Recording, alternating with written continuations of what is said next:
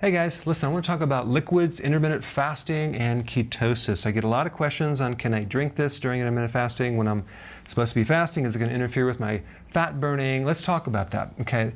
The first thing I want to talk about is tea. Can you drink tea? Absolutely, you can. Now, tea and coffee do have caffeine.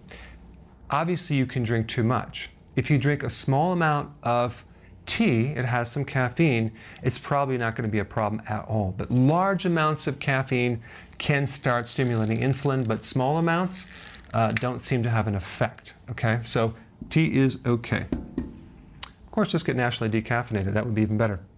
All right, so coffee. Is coffee okay? Well, let's talk about coffee.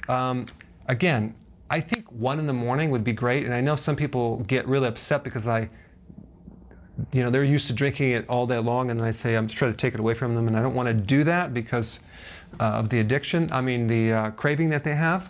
But the point is that too much coffee can rev up the adrenals and activate cortisol, which can then activate insulin. Okay, so that's the problem because it's a stimulant and it stimulates the adrenal. Now, caffeine also stimulates adrenaline, which actually does help fat burning, by the way.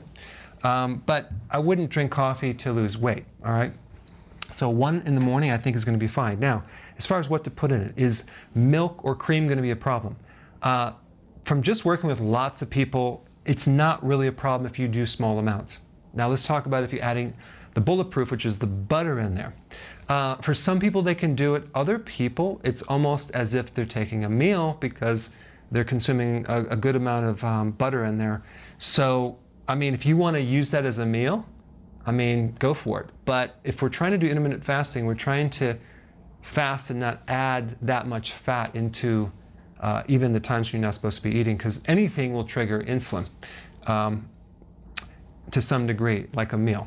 Now, sugar. Do we want to put sugar in there? Absolutely not. You can put sugar alcohol. You can put xylitol, erythritol. I don't know if I would want to put stevia in there because that would be kind of weird taste, but a small amount of coffee is okay as long as you don't add sugar and you just do a small amount of cream and maybe a little butter. With some people, they can get away with it, other people can't. So I've had mixed reviews on that. So now, if you do a coffee bean extract, there are certain phytonutrients in the coffee bean that are really beneficial for insulin resistance. And that's probably why it helps some people lose weight. But if they don't have insulin resistance, it's not going to help them lose weight. Again, that's the coffee bean extract thing. I don't want to get into that, but as far as when you roast the coffee, you kill all those phytonutrients, okay? Because you're heating it way up. So that's coffee. Try to do a small amount, all right? Water. Water is not going to be a problem. You can drink water. When you're on the ketogenic diet, you are going to lose some water, so don't be afraid to drink it. I just like to add electrolytes to it just because normally you're going to lose some electrolytes, not just potassium, but salt too. Some people that all of a sudden feel very kind of fatigued during the ketosis diet or even intermittent fasting, we plug in a little bit of salt and boom, they just kind of perk right up. So it could be either salt or potassium. But of course, don't do the tap water. Do filtered water, or I'm spoiled, I like Pellegrino, the best myself. So I'll drink a good amount of that every day. Or some other spring water, bottled water. I love carbonated water myself. Carbonation does not interfere with either one of these at all. Now, vitamin water usually comes with a lot of sugar. Don't do that. Okay, then we have bone broth. Bone broth is actually a really good thing to consume even between your times that you're eating and the times that you're fasting, because you're getting a lot of electrolytes with not a lot of calories, okay? So I think this is totally fine to do, and the electrolytes and the nutrition in that would actually help overcome the ketogenic flu or any symptoms that you might have. So this is okay. This is okay. Diet soda, no, because aspartame will increase insulin. So those artificial sweeteners will increase insulin.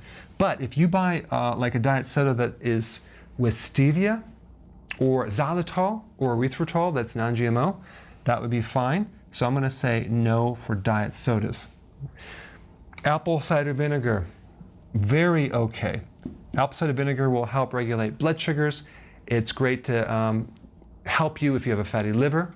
It's great for digestion, making glucose more sensitive, so the need for insulin goes down. This is a real good one. Alcohol. Just keep it below a 6-pack a night. No, I'm just kidding.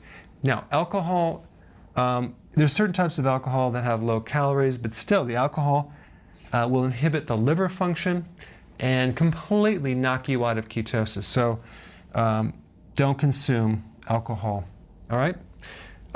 Coconut water, no. This is a no, and this is a no because it has quite a bit of sugar. Yes, it has electrolytes, but it has a lot of sugar. Okay, so I don't recommend it. Again, if your metabolism is really fast, you might be able to get away with it, but I'm just telling you in general, any type of sugar or juice, anything like that will raise the insulin. Now, also you have unsweetened cranberry juice.